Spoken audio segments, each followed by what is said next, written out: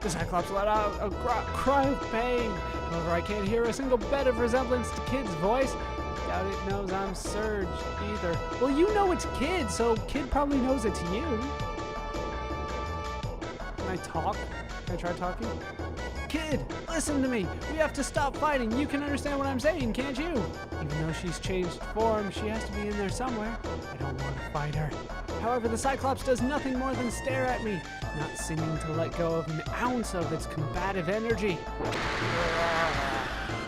It lets out a giant roar, preparing for its next attack. Kid. Alright, let's go for it. The Cyclops raises its fist above my head, bringing it down with staggering force.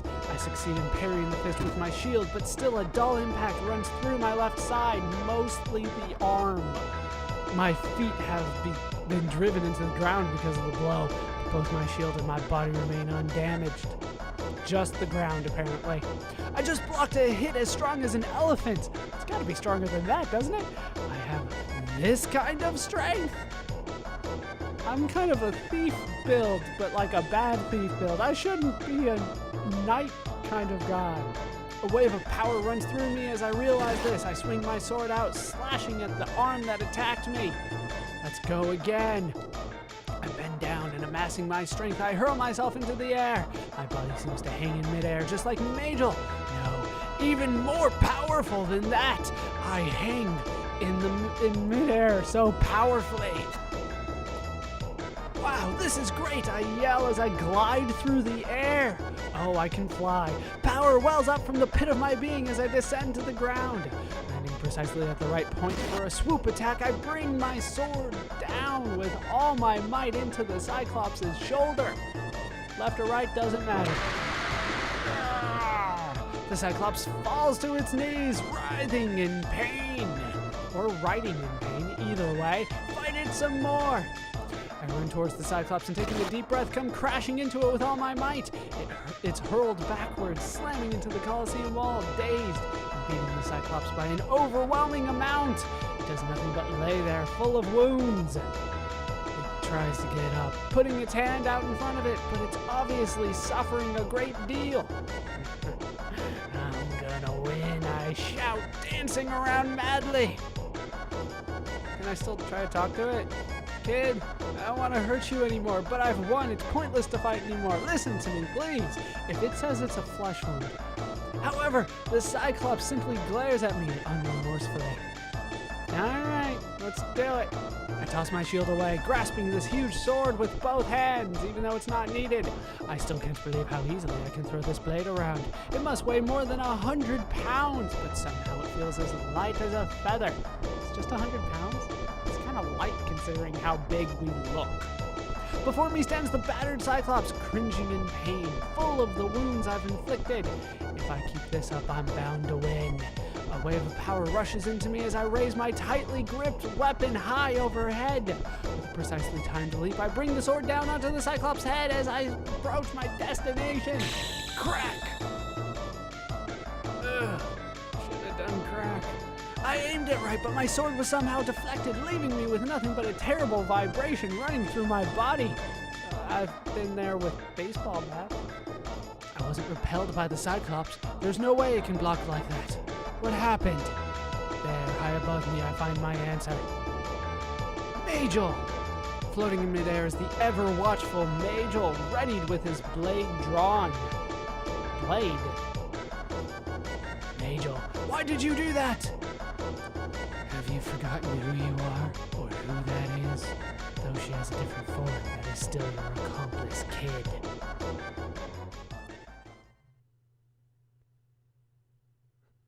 Why are you here? Get out of my way. Thanks if I kill the Cyclops. Wow, that's a lot of options here. I think I'll say thanks. I mean, I wasn't really given a choice here.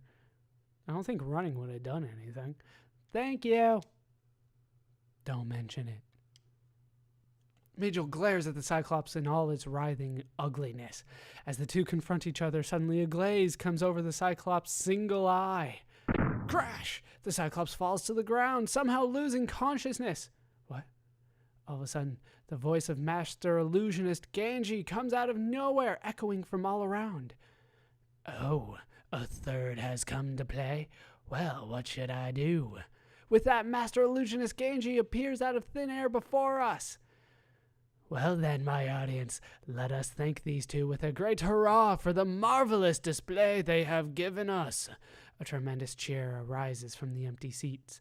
As the applause grows louder and louder, the Cyclops' body glows brighter and brighter until it's solid white.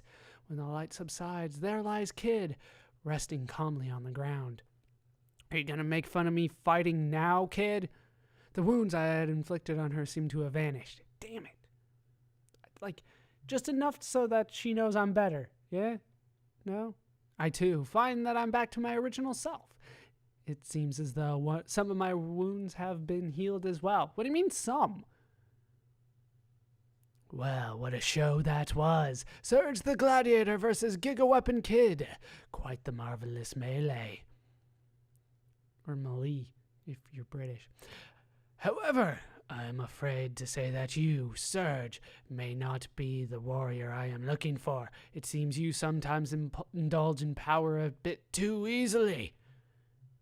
Hey, I talked a couple times. With that, he glances at Majel and then back at me. At any rate, you are proving to be most interesting specimens. Ew, specimens. Well then, it's back to the real world with you. I shall send all three of you back to where you came, free of charge. Before I can even respond, everything before my eyes instantly turns a bright white. That made it difficult for me to read for a second. When I come to, we're all back inside the hidden room in Viper Manor. What the heck was all that? Kid, still only semi-conscious, seems to be finally snapping out of it. Hey kid, are you okay? I ask, kneeling down to her. Is she gonna be mad? I bet she's gonna be mad. What was that all about? Was I dreaming? She asks, restlessly looking around the room. Hey. What, kid? The crystal's gone. I whip around and see she's right. The crystal has disappeared from the center of the slab. Do you blokes have it? No. I do not. Kid slowly gets up, dusting herself off as she stretches some sore muscles. Well, no sense in hanging around here all day. Come on, this place is boring me to tears. As I follow her out, I wonder if she remembers anything about what happened, or would believe any of it for that matter. I'm not even sure what to believe anymore myself. Me either. But after all that is done, I do believe we just end up, back in Lynx's room. We return to Lynx's quarters through the secret passageway. As soon as we're all through, the pile of dust suddenly scatters up, completely concealing the hole as though it had never dissolved in the first place. Wow, it looks so real. Come on, Surge, we gotta get going. Now, at this point, we just kind of continue on as normal. We have a long way to go, so I will meet you when something new happens. And I made it all the way to the end of the first scenario without anything really being all that different up to this point. But I have a feeling that this fight with Lynx is going to change things. So we're taunting him back and forth. We're gonna get the frozen flame and kill you. It'll be great, Lynx. Large words, young lady, but can you back them up? Lord Lynx says, matching her smile. Mecha Lynx, go! He shouts suddenly. Kid and I glance at each other, confused. All of a sudden, the floor between us opens up, and a huge mechanical beast with Lynx's likeness slowly rises up through it. What the? Once again, there's that. The huge mechanical beast breaks through the ceiling. The floor continues to rise, however, and the monstrosity continues to tower above us more and more. Rubble falls down from the cracked ceiling. Moonlight begins to shine down through the huge hole that's been made. I never knew he had anything like this. Oh, we're gonna fight. We know what we have to do. Come on. Suddenly a voice can be heard from behind us. Excuse me, may I say something? We whip around only to see the crystal from before floating in midair.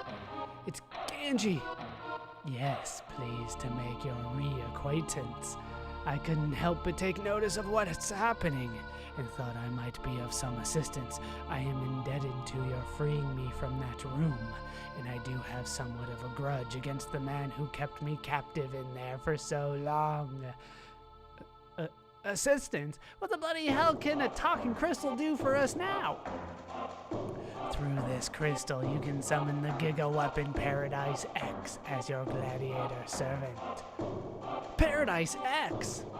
In addition, it will be summoned into the real world, able to fight on your behalf in the here and now. What?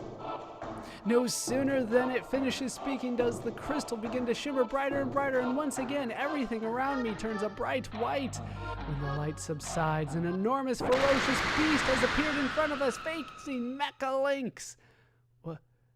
What is that thing? Kid asks, astonished. Who cares? It's gonna fight for us. The two hulking gladiators face each other, ready to tear each other apart. Giga Weapon Paradise X versus Steel Lord Mecha Lynx. Lord Lynx hops into the Mecha Lynx combat robot, frozen flame in hand. Test, test, 1, 2, 3. Clears throat. You stand no chance against my Mecha Lynx, fools.